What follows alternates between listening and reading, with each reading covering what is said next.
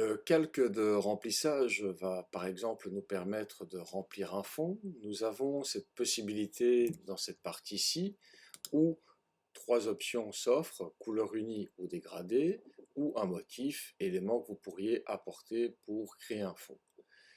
Intéressons-nous à couleur unie.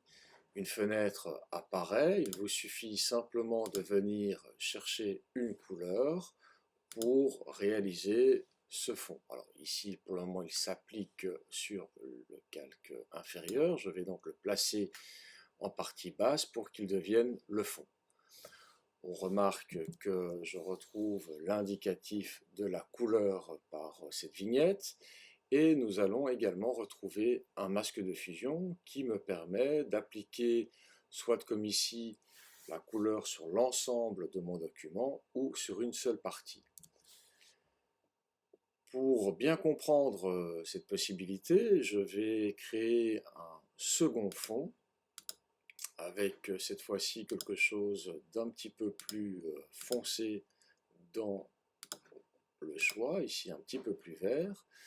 Donc le vert est ici maintenant en partie haute, et avec mon outil sélection, ici le lasso par exemple, je vais créer une partie de sélection que je ne désire plus avoir au niveau de ce calque. Donc ma sélection est maintenant faite. Je me place sur le masque de fusion qui est mis avec ce calque de remplissage, et avec l'aide du pinceau, je vais pouvoir venir supprimer cette partie-ci. Retrouver donc la couleur qui est celui de la couleur du calque inférieur.